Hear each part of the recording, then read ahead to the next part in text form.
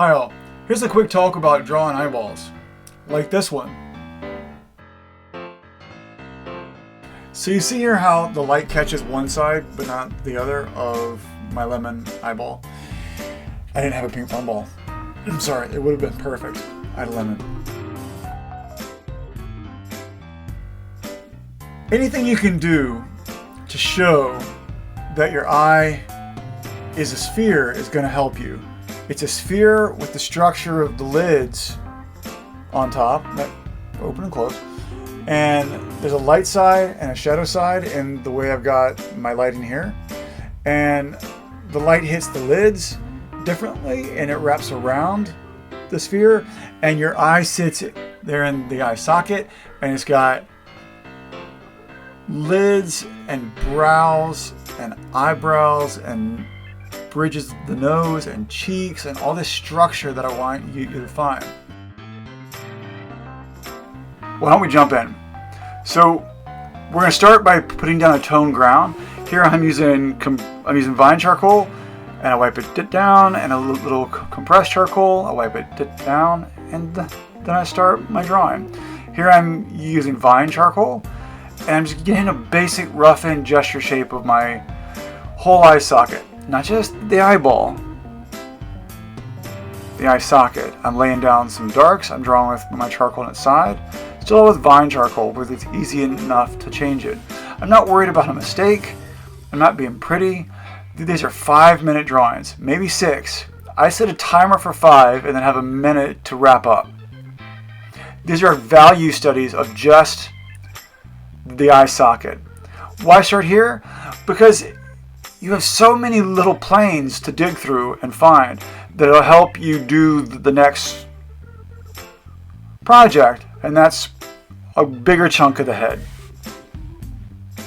So I build up my darks, I brush it down. I grab some compressed charcoal so I can build up more darks. So when I brush it down, I won't lose quite as much.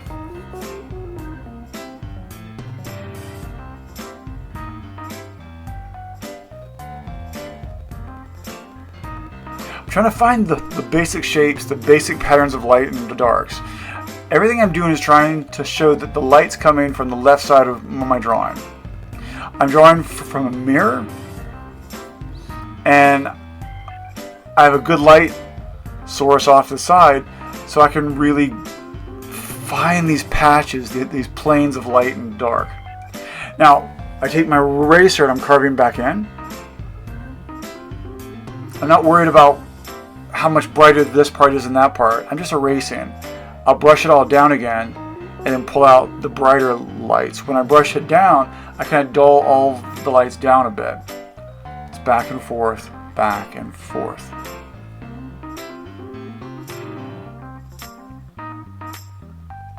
My eraser is a triangle. I cut it down into a sharp little triangle so I can make these smaller notches with one end. And I'm working back in with my darks to redo the structure of my lids. I'm bringing some more light to the lids. I'm not drawing 40,000 eyelashes, maybe a couple, tops, that's it.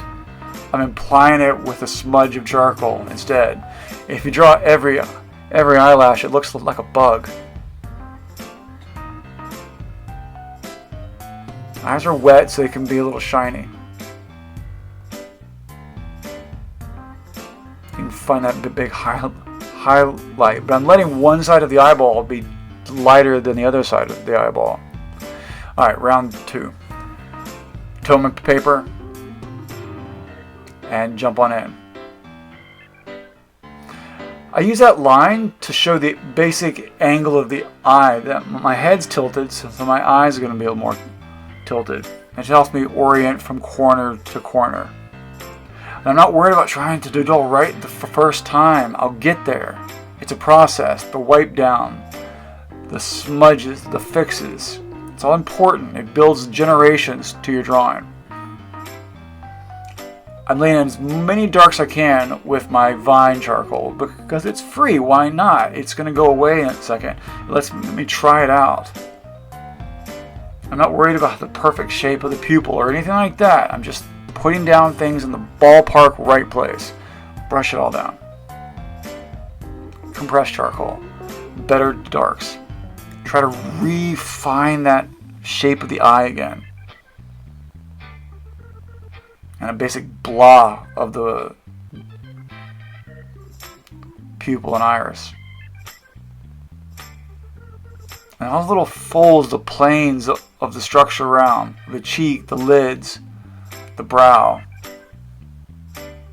Brush it down. You can see how sharp my eraser is here. I'm just carving in the lights. Now, don't think of the white of the eyes as being like this, like interior light shining forth. It's not. It shouldn't be that much lighter than the surrounding skin tone. That's person to person, but it shouldn't feel like a flashlight inside. It's got to live in the paper.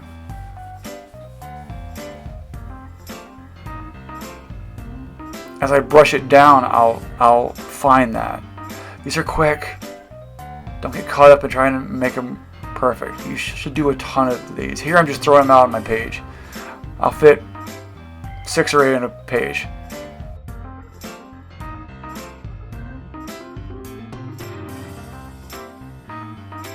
I'm not worried about making a face here. I'm just throwing down random eyeballs. Eye sockets.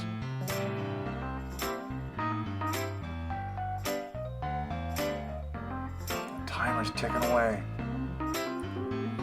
The speed's important.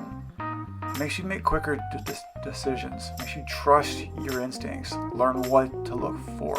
So when you do a longer drawing, you get to the meat of it faster. Speed's so important. The lid has structure. The lid itself has a light and a dark side, a shadow. Just look as close as you can. You shouldn't draw these from your phone or photograph. Not yet. Try off of a mirror. It really helps.